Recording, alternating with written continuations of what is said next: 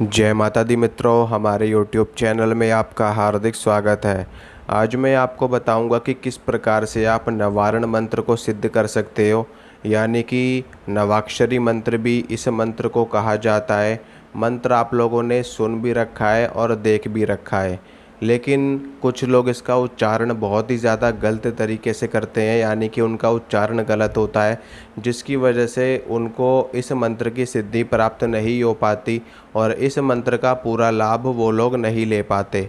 तो मैं आपको बताता हूँ कि ये मंत्र कौन सा है और ये आपको कहाँ पर मिलेगा।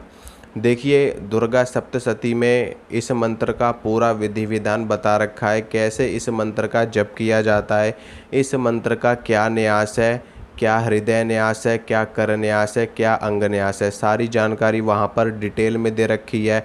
न्यास अगर आप लोग को करने हो तो आप लोग वहाँ से देख करके कर सकते हो, लेकिन मैं आपको आज एक ऐसा विधि विधान बताऊँगा कि आप बिना न्यास के, बिना किसी कर्म कांड के, बिना किसी विशेष विधि विधान के भी इस मंत्र को सिद्ध कर सकते हो, बड़ी ही सरलता के साथ। इतनी सरलता के साथ आप इस मंत्र को सिद्ध कर सकते हो जितनी सरलता के साथ में आप एक धूप बत्ती जलाते हो, आप एक अगरबत्ती जलाते हो। लेकिन उसके लिए आपको एक जप संख्या में इस मंत्र का जप करना पड़ेगा। एक निर्धारित संख्या में इसकी जप संख्या बताई गई है।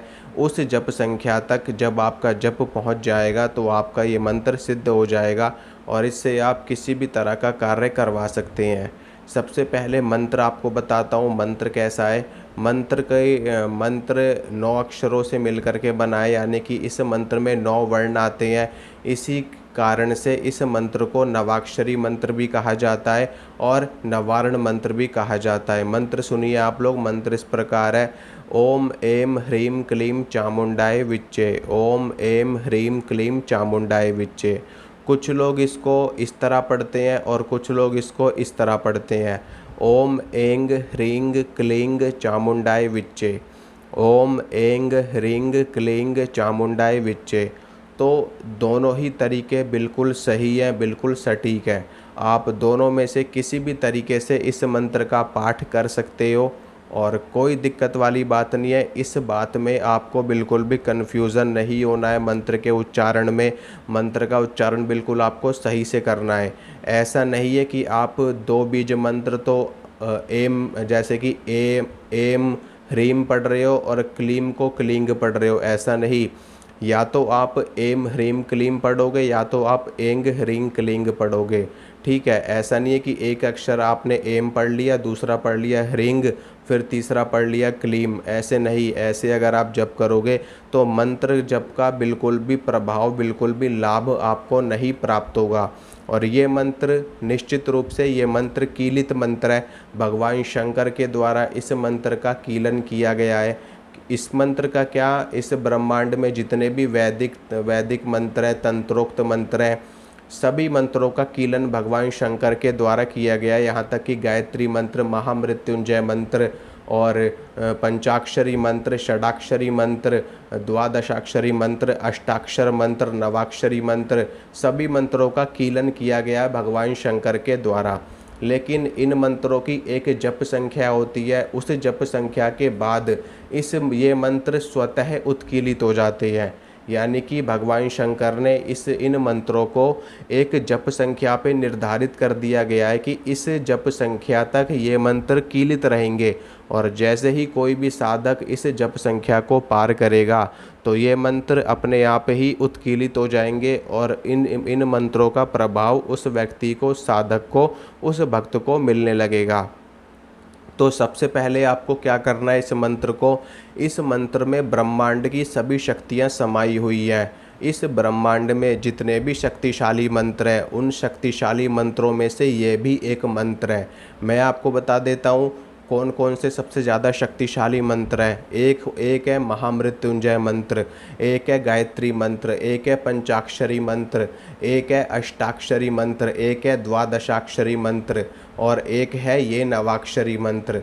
ये सभी मंत्र बहुत ही ज़्यादा शक्तिशाली मंत्र है। इनके अलावा और भी मंत्र हैं जो बहुत ही ज़्यादा शक्तिशाली और पावरफुल मंत्र हैं, लेकिन विशेष रूप से जो लोगों को जिन मंत्रों की जानकारी है वो यही मंत्र मैंने आपको बताए हैं। इन मंत्रों की जानकारी लगभग हर व्यक्ति को होती है, ठीक है। और ये जो मंत्र है नवाक्षरी मंत्र, इस मंत्र में माँ दुर्गा की 9 शक्तियाँ विद्यमान है, यानी कि माँ दुर्गा की 9 रूप विद्यमान है। 9 दुर्गाओं की 9 शक्तियाँ इस मंत्र में विद्यमान है, समाहित है।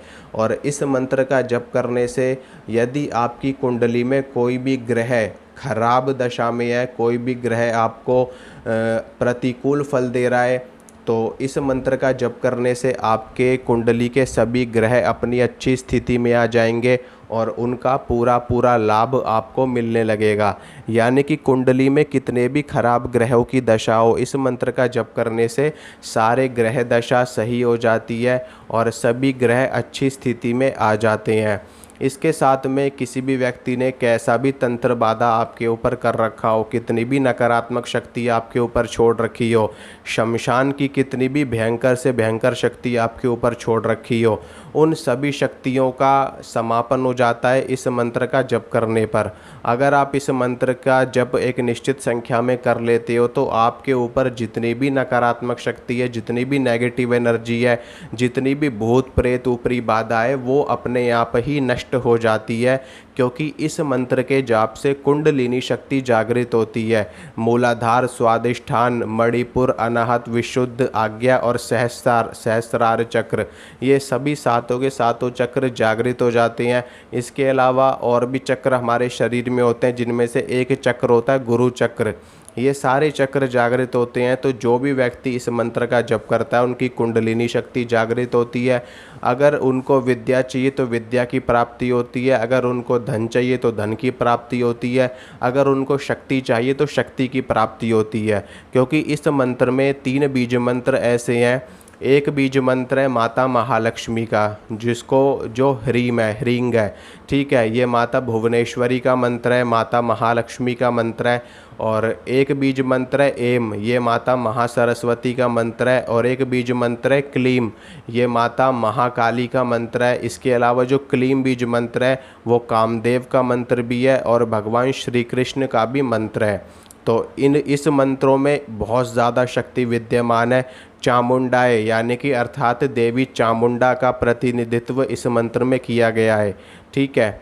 और विच्चे का मतलब होता है कि हमारी जो शक्ति है, जो हमारी कुंडलिनी शक्ति है, वो तेज़ी से जागृत हो और हमें इस संसार की जो मोह माया बंधन है उससे हमें मुक्ति प्राप्त हो। मुक्ति प्राप्त हो करके हम अपने शिव रूपी स्थान में विराजमान हो जाए, पर ब्रह्म स्वरूप में हम विद्यमान हो जाएं। इस मंत्र से इस तरह की प्रार्थना करी गई है, यानी कि ओम एम ह्रीम क्लीम चामुंडाय विच्चे। एम से आपको माता महासरस्वती की सिद्धि मिलेगी, ह्रीम से आपको माता महालक्ष्मी माता भुवनेश्वरी की सिद्धि मिलेगी, क्लीम से माता महाकाली की, भगवान श्री कृष्ण की और कामदेव की सिद्धि मिलेगी। चामुंडाय विच्चे से आपकी कुंडलिनी शक्ति जागृत हो जाएगी और माँ चामुंडा की कृपा आपको मिलेगी। तो माँ दुर्गा के 9 रूपों की सिद्धि इस मंत्र से होती है। 9 चक्र जागृत होते हैं, 7 चक्र जागृत होते हैं। इसके अलावा तंत्र मंत्र बाधा कितनी भी हो सारी नष्ट हो जाती है। और अगर आप इस मंत्र से हवन करते हैं तो और भी ज़्यादा प्रभाव इसका देखने को मिलता है। तो इस मंत्र का जप कैसे करना है, क्या विधि विधान है, वो मैं आपको बताता हूँ। बहुत ही सरल प्रक्रिया है। बस नियमित रूप से इस मंत्र का एक निश्चित संख्या में आपको जप करना है। और जब आपकी जप संख्या उस जप तक पहुंच जाएगी जो एक निर्धारित करी गई संख्या है इस मंत्र की सिद्धि के लिए, तो आपका ये मंत्र सिद्ध हो जाएगा पूरी तरह से। इस मंत्र की जो पहले स्टेज की सिद्धि है वो 1.25 लाख जप पे शुरू होती है। यानी कि जो पहले स्टेज की सिद्धि है इस मंत्र की वो 1.25 लाख जप संख्या है। यानी कि आपको 1.25 लाख जब आप इस मंत्र का कर लोगे तो इस मंत्र की पहली सिद्धि प्राप्त हो जाएगी, आपको मंत्र उत्कीलित हो जाएगा और आगे जा कर के आपको और ज़्यादा शक्तियाँ और सिद्धियाँ प्राप्त होने लगेंगी। तो आपको करना क्या है, देखिए, सबसे पहले आप जिस भी देवी को मानते हो, चाहे माँ दुर्गा हो, चाहे माता काली हो, माँ शीतला हो, माता वैष्णो हो, माँ भद्रकाली हो, माँ चामुंडा हो, माँ नैना देवी हो, चिंतपूर्णी हो, महाकाली हो, तारा हो, भैरवी हो, कोई सी भी शक्ति हो, कोई सी भी देवी हो, उनके सामने आपको देसी घी की जोत जला लेनी है, देसी घी का दीपक जला लेना है। उसके बाद में धूप बत्ती अगरबत्ती जला देनी है। एक जल का लोटा माँ भगवती के सामने आपको रख देना है, और उस जल के लोटे में अगर आप थोड़ा सा गंगा जल डाल सको तो और भी ज़्यादा अच्छा है, और भी ज़्यादा उत्तम है।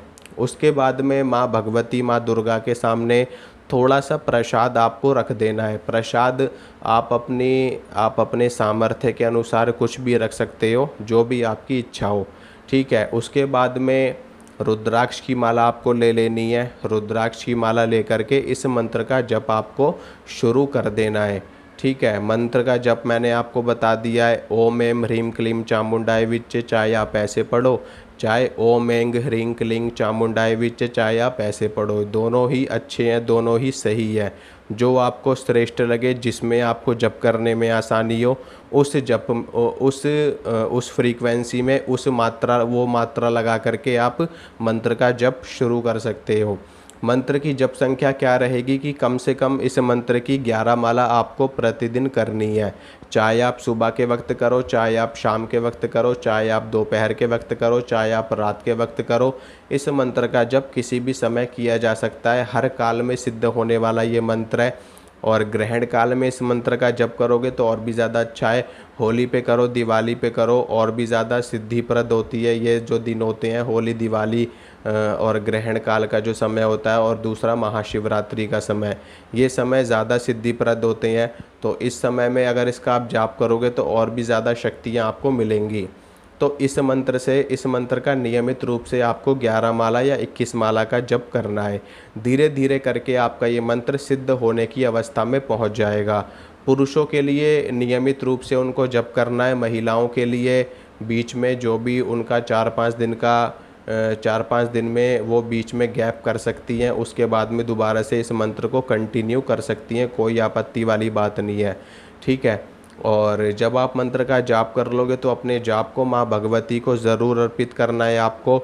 ओम गुह्याति गुह्य गोप्त्री त्वं गृहाणास्मत्कृतं जपम सिद्धिर्भवतु मे देवी त्वत्प्रसादात् महेश्वरी, इस प्रकार से बोल करके माँ भगवती को अपना जप अर्पित कर देना है। माँ से प्रार्थना करनी है, माँ आपको धर्म, अर्थ, काम और मोक्ष प्रदान करने वाली है, और सदा सर्वदा आपके संकटों को दूर करने वाली है, आपका मंगल करने वाली है। तो इस प्रकार से आप इस मंत्र को सिद्ध कर सकते हो। और अगर आप चाहते हो कि इस मंत्र को मैं जल्दी से जल्दी सिद्ध कर लूँ, यानी कि अगर आप एक साधक हो, सामान्य लोग हैं, जो सामान्य लोग हैं, उन लोगों के लिए तो इस मंत्र की 11 माला काफ़ी है, ठीक है। जो सामान्य लोग हैं, जो साधनाएं नहीं करते, जो सिर्फ़ और सिर्फ माता की कृपा प्राप्त करना चाहते हैं, माता का आशीर्वाद प्राप्त करना चाहते हैं, वो लोग इस मंत्र की 11 माला नियमित रूप से करें, बस इतना ही उनके लिए पर्याप्त है। लेकिन जो लोग साधक हैं, जो लोग शक्तियों का साक्षात्कार करना चाहते हैं, शक्तियों की सिद्धि करना चाहते हैं, शक्तियों के दर्शन करना चाहते हैं, वो लोग इस मंत्र की 51 माला प्रतिदिन करें। 51 माला प्रतिदिन करें, कम से कम 21 माला करें, 31 माला करें, 51 माला करें, तो उनको जल्दी सिद्धि प्राप्त होगी और उनको माँ भगवती के साक्षात दर्शन भी हो जाएंगे, ठीक है। और ये है, इसमें किसी भी तरह का कोई परहेज़ करने की आवश्यकता नहीं है।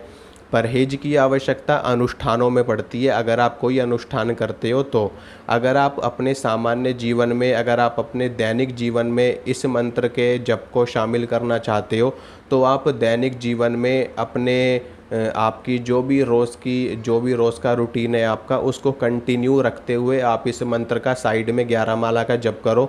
कोई परहेज नहीं है, किसी भी तरह का कोई परहेज नहीं है। कुछ भी खाओ पियो, कहीं भी घूमो, कहीं भी फिरो, बस इस मंत्र का नियमित रूप से 11 माला का जप करते रहो। इससे माता की कृपा आपके ऊपर बनी रहेगी।